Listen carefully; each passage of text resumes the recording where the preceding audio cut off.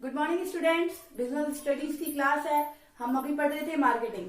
Marketing में हम लोगों ने क्या पढ़ लिया था बेटा? अर्थ पढ़ लिया था। क्या होता है मार्केटिंग? मार्केटिंग वो कभी मत समझना कि हम कोई वस्तु जाके मार्केट में बेचते हैं तो उसे हम मार्केटिंग कहते हैं। मार्केटिंग का अर्थ बेटा वो होता है कि जब कोई वस्तु कोई उत्पादन करता है और उत्पादन से लेकर के उसे बेचने तक की जितनी भी क्रियाएं आती है वो सब किसके अंदर आती है? अपने विपणन के अंतर्गत आती है। ये हमने पढ़ लिया था, इसकी डेफिनेशन क्लियर की थी और इसके हम कार्य की बात कर रहे थे। तो कार्य में हमने 5 पॉइंट डिस्कस किए थे और हम आगे के 8 डिस्कस करेंगे। ठीक है बेटा। तो विपणन के कार्य की बात कर रहे हैं। तो विपणन के कार्य कौन कौन से होते हैं? तो हम 6 पॉइंट की बात करते हैं। ठीक है, विपणन के कार्य पॉइंट नंबर कौन सा है? 6।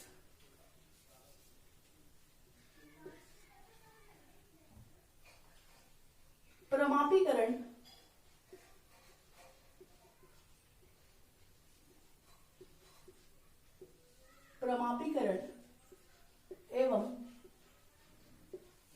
प्रमापीकरण एवं श्रेणियन।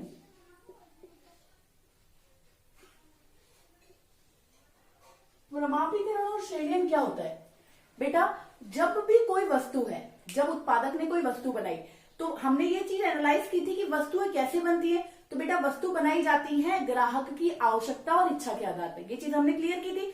तो सेम वही बात है, जब जैसी ग्राहक की, अब आप बताइए कि ये 5 फिंगर सेम है क्या?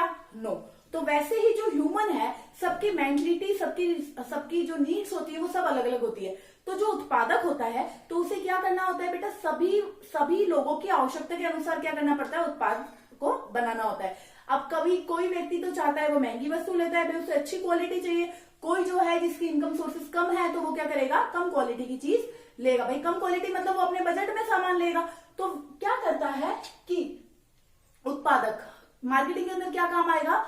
किस वर्ग को हम शामिल करेंगे? प्रमापीकरण और श्रेणी की। भाई उसका हम प्रमाप निर्धारित कर ले और उसे अलग अलग श्रेणियों में बांट दे। श्रेणियों में बांटने का मतलब बेटा ये होता है कि जब कोई वस्तु है उसको अलग अलग श्रेणी में कैसे बांटेंगे? मान लीजिए आप फॉर एग्जाम्पल आप कोई कपड़े लेने जाते हैं तो हमसे क्या पूछा जाता है कि आप को जो लेना है वो किस रेंज में लेना है। शॉपकीपर सबसे पहला क्वेश्चन क्या पूछेगा कि किस रेंज में लेना है।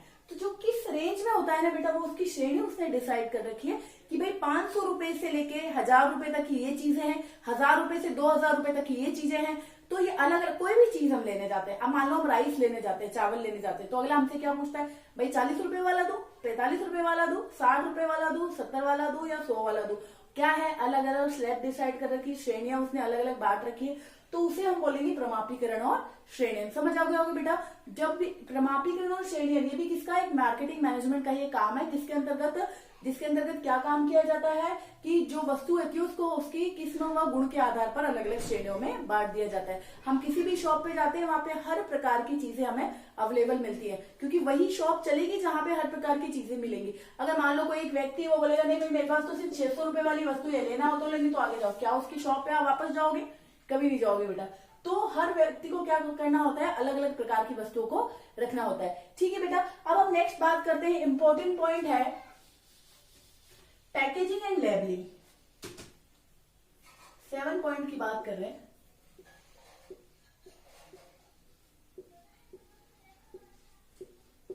पैकेजिंग व लेबलिंग। पैकेजिंग और लेबलिंग क्या होता है बेटा? पैकेजिंग तो नाम से समझ आ रहा होगा कि कोई भी वस्तु जब बनती है तो उसको हम क्या करते हैं? पैकेट में पैक करते हैं। मतलब कोई भी जो उत्पादक है वो क्या करेगा कि उसे पैक करेगा। अब आप बोलो मैम कुछ वस्तु तो खुली भी आती है। तो बेटा कुछ वस्तुएं जो खुली आती हैं वो भी एक कार्टून के अंदर आती हैं, ऐसे बिखरी हुई कोई चीज नहीं आती कभी भी। तो बेटा पैकेजिंग और लेबलिंग के अंदर क्या आता है? सबसे पहले अपन पैकेजिंग की बात करते हैं। तो पैकेजिंग का जो कार्य वो भी किसमें आता है? मार्केटिंग के अंतर्गत आता है। ठीक है, विपणन के अंतर्गत आता है। पैकेजिंग के अंतर्गत किसी भी वस्तु को क्या किया जाता है? आकर्षक बनाने के लिए। आकर्षक मतलब अट्रैक्टिव दिखे, वो अट्रैक्टिव दिखने के लिए और उसे सुरक्षित करने के लिए किस चीज की किया जाता है? पैकेजिंग का काम लिया जाता है। सुरक्षित करने के लिए और उसे अट्रैक्टिव बनाने के लिए क्या यूज करेंगे हम? पैकेजिंग यूज करेंगे। ठीक है। तो पैकेजिंग वह क्रिया है जिसके द्वारा किसी भी वस्तु या उत्पाद को आकर्षक बनाया जाता है, वह उसकी सुरक्षा की जाती है। अब पैकेजिंग भी अलग अलग टाइप की होती है, हम इसे कभी डीप में पढ़ेंगे। कॉलेज में आप जाएंगे तो आपको ये डीप में मिलेगा पैकेजिंग वाला। पैकेजिंग में 3 टाइप की होती है। देखो सबसे पहले पैकिंग क्या होती है, एक बड़े कार्टून के अंदर कोई चीज आती है, ठीक है। अब अपन मान लो तो अपन टूथपेस्ट की बात करते हैं, तो टूथपेस्ट के अंदर जब आप पूरा का पूरा कार्टून लोगे तो एक तो कार्टून, सेकंड पैकेज क्या होती है, टूथपेस्ट के ऊपर एक कवर लगा होता है, देखा होगा आपने, जिसको हम निकाल के फेंक देते हैं, सेकंड पैकिंग। और थर्ड पैकिंग जो होती है जिसके अंदर टूथपेस्ट भरा हुआ होता है, ठीक है ना, वो होती है थर्ड पैकिंग। तो ये बेटा कॉलेज में आपके डीप में आएगा, अभी तो हमें सिर्फ इतना ही पूछा जाता है पैकेजिंग और लेबलिंग। अब क्वेश्चन कैसा आएगा कि विपणन में पैकेजिंग व लेबलिंग से क्या आशय है, तो विपणन के अंतर्गत पैकेजिंग व लेबलिंग से क्या आशय, तो आप क्या लिखोगे, सबसे पहले तो पैकेजिंग को डिस्क्राइब कर देना कि ये पैकेजिंग होती है, पैकेजिंग किसी भी वस्तु की सुरक्षा के लिए और उसके आकर्षक बनाने के लिए आवश्यक होती है। आज का युग कंपटीशन का युग है, जब तक कोई वस्तु आकर्षक नहीं दिखेगी तो वो मार्केट में नहीं सेल होगी। हम लोग मान लो छोटी सी बात करें, अगर हम मार्केट से कोई खाने की चीज लेते हैं तो अगर उसकी पैकिंग बहुत सुंदर होती है ना, तो हमारी इच्छा होती है यार एक बार इसको लेके तो देखे कैसी है, तो वो किससे हम किससे अट्रैक्ट हुए थे, पैकेजिंग से। समझ आया, तो पैकेजिंग क्लियर हो गया। इसके नोट्स है बेटा, उसमें आपको सब इसकी थ्योरी लिखी हुई मिल जाएगी। नेक्स्ट हम बात करते हैं लेबलिंग की। लेबलिंग क्या होती है, लेबलिंग बेटा आपने कभी कोई दवाई देखी होगी, दवाई के पीछे उसकी सब कंटेंट लिखे होते हैं कि इसमें कितना मिला हुआ है, ये चीज कितनी है। अपन कोई खाने की चीज की बात करते हैं तो उसमें लिखा होता है भाई इसमें एनर्जी इतनी है, इसमें अपना फैट इतना है, कैलोरीज इतनी है, ये सब चीजें लिखी होती है। तो वो सब क्या होता है लेबलिंग के अंदर। तो लेबलिंग में क्या लिखेंगे, जिस वस्तु, कोई भी वस्तु के संबंधित संपूर्ण जानकारी किस पे मिलती है, लेबल में मिलती है। क्लियर हो गया। थर्ड पॉइंट की बात करते हैं।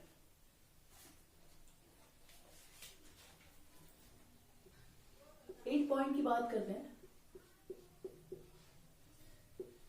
ब्रांडिंग। ब्रांडिंग देखिए कितना बड़ा नाम है। अभी आप मान लो कि कभी कोई शूज पहनते हो, जूते पहनते हैं, और जूते हम कौन से पहनते हैं, वुडलैंड के, तो आप बड़े ऐसे चलते हो कि हाँ वुडलैंड के जूते पहने मैंने। और या फिर कभी कोई शर्ट लेके आते हो पीटर इंग्लैंड की, या फिर कोई और अच्छा ब्रांड लेके आते हो, टी शर्ट लेके आते हो एडिडास की, तो हम बहुत अच्छा फील करते हैं कि यार आज हमने ब्रांडेड टी शर्ट पहनी। और कुछ लोग होते हैं उनकी तो चॉइस ही होती है कि वो ब्रांडेड ही लेते हैं। तो वो ब्रांडेड क्या है, ब्रांडेड है बेटा की जो नाम से बिकता है वो होता है ब्रांड।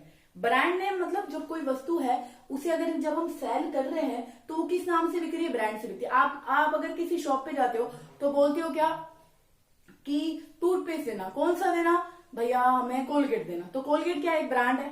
अब अगर आप गए, नहीं कोई आएगा नहीं मुझे डाबर रेड चाहिए, कोई आएगा मुझे मिसवाक चाहिए, बहुत सारे अलग अलग ब्रांड्स आते हैं। साबुन लेने जाते हो तो कोई बोलता है डव चाहिए, कोई बोलता है पियर्स चाहिए, कोई दूसरे बहुत सारे साबुन होते हैं, जो सोप है, इनके सबके अलग अलग ब्रांड होते हैं। तो बेटा वो किससे बिकता है, ब्रांड नेम से।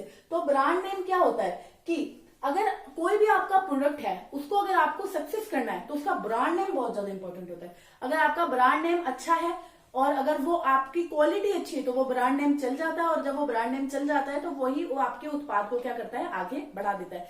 तो ये भी किसके अंदर आता है बेटा, मार्केटिंग के अंतर्गत ही आता है। उसके बाद हम बात करते हैं, नेक्स्ट पॉइंट की बात कर लें। नेक्स्ट पॉइंट है बेटा ग्राहक संवर्धन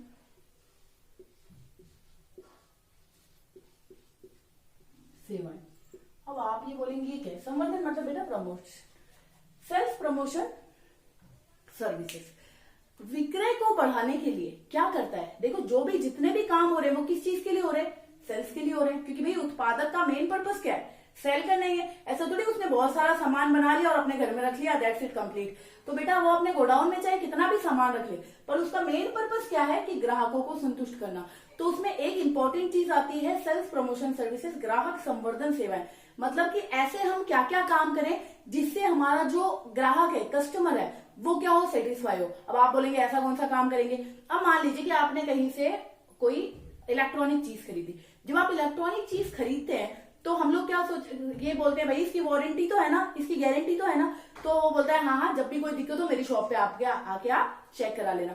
तो उससे क्या हो गया, आप सेटिस्फाई हो गए कि हाँ भाई अगर कोई दिक्कत भी हो जाएगी ना तो मैं उसके लिए सेटिस्फाई हूँ। तो वो कौन सी है थी, मतलब कि बिक्री के बाद की सुविधाएं देना, ठीक है।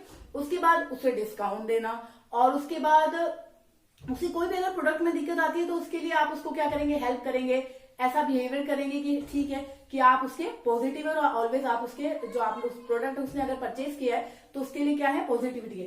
तो ये चीज किसके अंदर आती है बेटा, ग्राहक संवर्धन सेवाएं के अंदर आती है। समझ आएगा बेटा, ग्राहक संवर्धन सेवाएं क्या होती है। ग्राहक संवर्धन सेवाएं वे सेवाएं होती है जो कि बिक्री को बढ़ाने के उद्देश्य से बिक्री के बाद दी जाने वाली सेवाओं को जिसमें शामिल किया जाता है। समझ आए?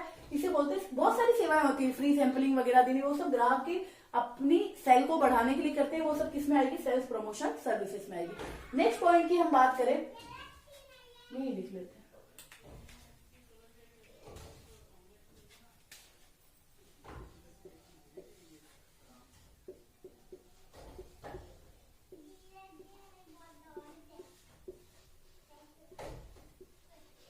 उत्पाद का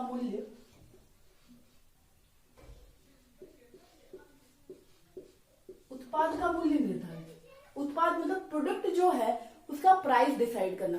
प्रोडक्ट का प्राइस बेटा कैसे डिसाइड हो रहा है? देखिए, उत्पाद का मूल्य निर्धारण करना, किसी भी उत्पाद की, किसी भी प्रोडक्ट की सेल को मतलब डिमांड को बढ़ाने के लिए सबसे ज्यादा इफेक्टिव क्या होती है? उसकी प्राइस। अगर किसी वस्तु की प्राइस इंक्रीज है, बहुत ज्यादा बढ़ी हुई है, तो वो वस्तु कोई नहीं खरीदेगा। समझ आया बेटा?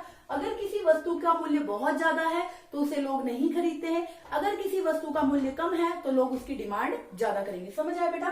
तो उत्पाद का मूल्य निर्धारण करना, तो उत्पाद का मूल्य निर्धारण करने के अंदर क्या आता है कि ये भी किसका काम है? विपणन के अंतर्गत ही आता है कि विपणन का एक महत्वपूर्ण कार्य उत्पाद का मूल्य निर्धारण करना। क्योंकि यदि अगर सही मूल्य निर्धारण नहीं होगा तो व्यक्ति जो भी कार्य कर रहा है या जो भी उत्पाद कर रहा है, जो भी प्रोडक्शन बना रहा है, तो क्या वो सेल होगा? नहीं होगा।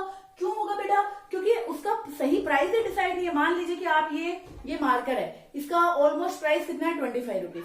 अगर कोई शॉपकीपर है इसकी 50 रुपीज डिसाइड कर देता है, और हमें वैसे पता है कि एक मार्कर 25-30 रुपए का आता है, तो जब इसने इसका मूल्य कितना निर्धारित कर दिया?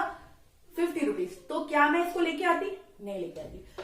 और अगर इसी का मूल्य अगर वो 20 रुपए कर देता तो बिल्कुल इजीली ले लेती मैं। 25 में तो भी वो इजीली ले सकता है क्योंकि उसे पता है कि मार्केट 25 का आता है। पर अगर इसका प्राइस वो ज्यादा डिसाइड कर लेता तो उसका किस पे इफेक्ट पड़ता है? डिमांड पे। ये अपन इकोनॉमिक्स में पढ़ेंगे, डिमांड एंड सप्लाई वाला चैप्टर, उसमें बहुत अच्छे से क्लियर हो जाएगा। तो उत्पाद का मूल्य निर्धारण करना, ये भी किसके अंतर्गत आता है बेटा? विपणन के कार्य के अंतर्गत। उसके बाद अपन बात करते हैं इंपॉर्टेंट पॉइंट, विक्रय सेल। जितनी भी राम कहानी हम बोल रहे हैं, जितनी भी स्टोरी बता रहे हैं, जितने भी हम फैक्ट्स को पढ़ रहे हैं, जितने भी मैंने आपको लेक्चर में बताया, वो सब किसके लिए है? इसी के लिए तो है। क्योंकि बेटा अगर विक्रय ही नहीं होगा तो आप कोई भी कार्य कितना भी ये सब कर लो, संवर्धन सेवाएं कर लो, ये संवर्धन सेवाएं किस पे डिपेंड है? सेल पे। पैकेजिंग और लेबलिंग किसके लिए की जा रही है? सेल्स के लिए। और उसके बाद उत्पादन का मूल्य, प्राइस किसके लिए डिसाइड किया जा रहा है? सेल्स के लिए डिसाइड किया जा रहा है। तो बेटा हम बात करें सेल्स की, तो जो बिक्री का कार्य है वो भी किसके अंतर्गत आता है? हमारे मार्केटिंग के अंतर्गत आता है। तो बिक्री क्या होती है? देखिए, बिक्री का मतलब कि जब कोई भी वस्तु उत्पाद की जाती है तो वो किस पर्पज से की जाती है? सेल्स के पर्पज से। तो विपणन का ये कार्य होता है कि उसका उचित मूल्य निर्धारण करके उसे ज्यादा से ज्यादा बिक्री हो। उसका मेन पर्पस क्या है? ज्यादा से ज्यादा हम सेल करें तो क्या होगा? ज्यादा से ज्यादा प्रॉफिट होगा। क्योंकि व्यक्ति क्यों कमा रहा है? क्योंकि वो प्रॉफिट अर्न करने के लिए कमा रहा है, और प्रॉफिट अर्न करने के लिए जब कमा रहा है तो वो क्या करेगा? सेल तो करेगा ही। तो ये तो विपणन का क्या है? मोस्ट इंपॉर्टेंट वर्क है। उसके आगे देखते हैं, आगे वाला देखिए,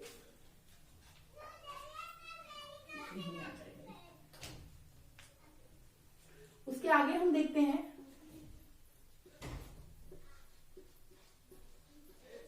परिवहन, दैट मीन्स ट्रांसपोर्टेशन। परिवहन क्या होता है बेटा? किसी भी वस्तु को एक स्थान से दूसरे स्थान पे ले जाना। किसी भी वस्तु को एक स्थान से दूसरे स्थान पर ले जाना क्या होता है? ट्रांसपोर्टेशन। अपन बोलते हैं ना कि ट्रांसपोर्ट, जो मेरे पापा का ट्रांसपोर्ट का काम है, तो ट्रांसपोर्ट का काम क्या है? वो क्या करते हैं? एक जो सामान है इस जगह से दूसरी जगह जाता है तो उसे बोलते हैं ट्रांसपोर्ट। तो दैट्स इट, ट्रांसपोर्टेशन, परिवहन। तो ये भी किसका काम है? मार्केटिंग का काम है। क्योंकि बेटा अगर परिवहन नहीं होगा तो मार्केटिंग कैसे होगी? ये चीज तो समझ आ रही होगी। अगर परिवहन नहीं होगा तो आप एक जगह से दूसरी जगह पर किसी वस्तु को कैसे लेके जाओगे? समझ आया? अगर एक जगह से दूसरी वस्तु को लेकर जाना है तो वो कैसे लेके जाएंगे बेटा? परिवहन के माध्यम से ले जाएंगे। परिवहन मतलब कोई भी ट्रांसपोर्टेशन है, आप चाहे उसको बाय रोडवे ले जाओ, चाहे रेल से ले जाओ, या फिर आप फ्लाइट से ले जाओ, कोई से भी वे से लेके जाए, पर वो किसके अंदर आती है? परिवहन के अंतर्गत आती है। तो ये कार्य भी किसका है? विपणन का। तो इसमें क्या लिखेंगे हम? विपणन के, परिवहन का कार्य विपणन का ही एक विपणन प्रबंध का ही एक भाग है जिसके अंतर्गत किसी भी वस्तु को एक स्थान से दूसरे स्थान पर ले जाया जाता है। समझ आ गया बेटा? तो ये हो गया परिवहन। उसके बाद हम नेक्स्ट पॉइंट की बात करेंगे, संग्रहण। किसकी बात करेंगे? संग्रहण की। किसकी बात कर रहे हैं? संग्रहण की। संग्रहण, ये देखिए संग्रहण क्या होता है? मतलब स्टोरेज। संग्रहण बेटा देखिए, क्या जितनी भी वस्तु उत्पादक ने बनाई है क्या वो पूरी की पूरी वस्तु सेल करेगा? नहीं। जब जितनी वस्तु वो बना रहा है उसमें से कुछ वस्तु तो सेल कर देता है, पर कुछ वस्तु उसको स्टॉक में रखनी पड़ेगी, और जो वस्तु स्टॉक में रखनी पड़ती है उसे क्या कहा जाता है? संग्रहण। तो संग्रहण का कार्य भी किसका आता है? मार्केटिंग का ही एक काम आता है। समझ आ गया? संग्रहण, संग्रहण क्या होता है? संग्रहण बेटा वो कार्य होता है जिसके अंतर्गत क्या करेंगे कि बिक्री के पश्चात बचने वाले माल को या गुड्स को क्या करना? संग्रहित करके रखना। किसके अंतर्गत आता है? संग्रहण के अंतर्गत आता है। कोई भी व्यापार हो, कोई भी व्यवसाय हो, कोई भी प्रोडक्ट अगर आप उत्पादित कर रहे हैं तो उसके लिए आपको किस चीज की रिक्वायरमेंट होगी बेटा? स्टोरेज की तो रिक्वायरमेंट होगी, उसको संग्रहित करके तो आपको रखना ही पड़ेगा। समझ आ गया? तो ये हो गया आपका संग्रहण। उसके बाद हम बात करते हैं, कोई भी वस्तु आप बनाए तो उसके लिए हमें किसकी आवश्यकता होती है? वित्तीय व्यवस्था की। किसकी?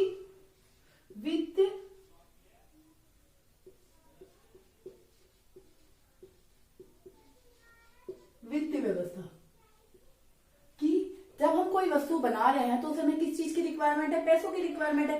तो ये कार्य भी किसके अंतर्गत आता है? मार्केटिंग के अंतर्गत ये आता है। जब भी कोई वस्तु या कोई भी उत्पादक है उसे कोई भी कार्य करने के लिए किस चीज की रिक्वायरमेंट होगी? वित्त की आवश्यकता होगी, मतलब फाइनेंशियल, मतलब पैसों की आवश्यकता होगी, मनी की रिक्वायरमेंट होगी, क्योंकि मनी के बिना तो कोई भी चीज पॉसिबल नहीं है। तो ये अरेंज करने का काम भी किसके अंतर्गत आता है? मैंने आपको बताया था कि उत्पादन से लेकर बिक्री तक की जितनी भी क्रियाएं होती है वो सब विपणन के अंतर्गत आती है। ऐसा मत सोच लेना कभी भी कि मार्केटिंग होती है कि एक वस्तु को जो सेल्समैन होता है वो मार्केटिंग करता है। अपन बोलते हैं ना भाई क्या जॉब करता है आपका भाई? बोले मेरा भाई तो मार्केटिंग करता है। तो मार्केटिंग वही मार्केटिंग नहीं होती। मार्केटिंग के अंदर सारी की सारी जितनी भी प्रोसेस है वो सब किसके अंदर आ जाती है? वित्त, अपने मार्केटिंग के अंतर्गत। अब इसके अंदर एक पॉइंट मैंने बताया, वित्तीय व्यवस्था। तो वित्तीय व्यवस्था बेटा वह व्यवस्था होती है जिसके अंतर्गत जब उत्पादक होता है, उत्पादक को सभी क्रियाओं करने के लिए जो अरेंजमेंट करता है वो किसका? कैश का। वो किसके अंतर्गत आएगा? आपका वित्तीय व्यवस्था के अंतर्गत आएगा। क्लियर हो गया होगा? नेक्स्ट पॉइंट की हम बात करें,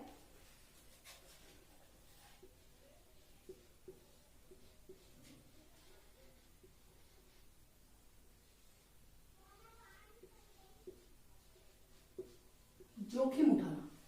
देखिए जोखिम, अब आप बोलोगे जोखिम मतलब बेटा ये कि जब भी कोई कार्य करता है, मान लीजिए कि मेरे पास 10 लाख रुपए रखे हैं और उस 10 लाख को मैंने अलमीरा में रख दिए, तो कोई रिस्क है क्या? भाई आप बोलोगे रिस्क है, चोर ले जाएंगे। अरे ऐसे वो रिस्क नहीं। मतलब अगर चल ठीक है, मैंने 10 लाख रुपए को हमने बैंक में जमा करा दिए, तो वो सिर्फ थोड़ा बहुत उसका इंटरेस्ट मिलेगा, बाकी मेरे 10 लाख रुपए पड़े हुए हैं। अगर मैं उन 10 लाख रुपए को किसी बिजनेस में लगाऊं तो मुझे रिस्क है कि नहीं है? बिल्कुल है कि या तो मुझे लॉस होगा या फिर मुझे प्रॉफिट होगा, मतलब है ना। मान लो मैंने बिजनेस स्टार्ट किया और 1 महीने मुझे लॉस हो गया, तो क्या होगा कि उस कंडीशन में हमें यही फील होगा कि भाई मुझे तो इस बिजनेस में कोई प्रॉफिट नहीं है और मैं इस बिजनेस को नहीं करूंगा। तो और अगर मान लीजिए उसमें प्रॉफिट हो गया तो जहां पे लॉस और प्रॉफिट दोनों की सिचुएशन है, जहां पे ऐसी परिस्थिति है, उसे क्या कहा जाता है? जोखिम उठाना। तो ये जोखिम उठाने वाली क्रिया भी किसके अंतर्गत आती है? विपणन के अंतर्गत ही आती है। समझ आ गया होगा बेटा? तो ये इसके क्या थे? विपणन के कार्य थे। समझ आया? विपणन के कार्य कौन कौन से हैं? रिवाइज कर लेना आप, बहुत इजी से पॉइंट है ये। 13 पॉइंट है। इन 13 पॉइंट को आप एक बार देख लेंगे तो समझ आ जाएगा। पर बेटा ये चीज ध्यान रखना, बिजनेस में होता क्या है? बिजनेस में सबसे बड़ी दिक्कत ये है कि हम उसे अच्छे से डिस्क्राइब नहीं कर पाते हैं। बस हमें ये पता है कि जोखिम उठाना, ठीक है, किसी भी चीज का रिस्क लेना, जोखिम उठाना होता है, पर इसे लिखे किस लैंग्वेज में? बिजनेस में सबसे बड़ी दिक्कत होती है लैंग्वेज की। और जब आपको लैंग्वेज, ये मैं आपको एक्सप्लेन किया है, आपको लैंग्वेज में आपको नोट्स प्रोवाइड होते ही है, उसमें आपको बिल्कुल पर्टिकुलर लैंग्वेज के अंदर लिखा हुआ है कि आपको कैसे लिखना है। हिंदी और इंग्लिश दोनों में अवेलेबल है, तो आप देख लेना। तो ये जो पॉइंट्स हैं, ये पॉइंट आपको समझाए इसलिए कि बेटा आपको क्लियर हो जाए कि भाई अगर मान लो हमें कुछ याद नहीं भी रहे तो अगर पॉइंट क्लियर है तो हम लोग क्या कर पाएंगे? उसको अच्छे से डिस्क्राइब कर पाएंगे। ये समझ आ गया होगा आपको अच्छे से? आगे देखिए,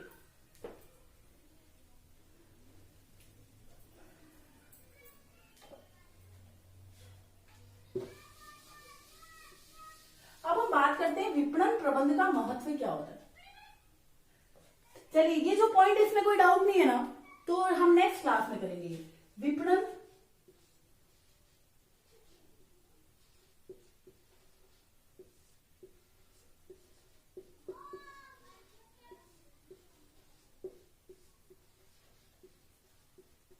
महत्व, ये हम नेक्स्ट क्लास में डिसाइड करेंगे। सिर्फ इसमें इतनी सी बात कर लेते हैं कि विपणन प्रबंध का महत्व क्या होता है। अब बेटा इतने सारे पॉइंट्स अब आपको जब आपको बता दिए कि विपणन प्रबंध इतना सारा इंपॉर्टेंट है, तो इसके बहुत सारे महत्व होंगे। अब इसके महत्व को क्या है, 4 भागों में बांट दिया। व्यापारियों के लिए क्या महत्व है, ग्राहकों के लिए क्या महत्व है, सरकार के लिए क्या महत्व है, और राष्ट्र के लिए क्या महत्व है, मतलब समाज के लिए क्या महत्व है और राष्ट्र के लिए क्या महत्व है। तो इसको अपन 4 भागों में पढ़ेंगे। थोड़ा सा लेंथी है और पर अपन इसको बहुत इजीली क्लियर करेंगे, क्योंकि बेटा इसमें ये पता होना चाहिए आपको कि भाई समाज के लिए क्या महत्व है विपणन का, और अपने उपभोक्ता के लिए, ग्राहक के लिए क्या महत्व है, और वैसे ही व्यापारी व्यवसाय के लिए क्या महत्व है। तो इन सब पॉइंट्स को हम नेक्स्ट क्लास में डिस्कस करेंगे। ठीक है बेटा, तो इतना क्लियर हुआ, उसको अच्छे से देख लेना और फिर से एक बार रिवाइज कर लेना बेटा। और अगर कोई डाउट हो तो प्लीज आप अपने उसमें ऑप्शन है आपके पास, आप उसमें लिख के और हमें सेंड कर सकते हैं, तो मैं आपको चेक कर लूंगी। ठीक है ना बेटा, okay, thank you so much.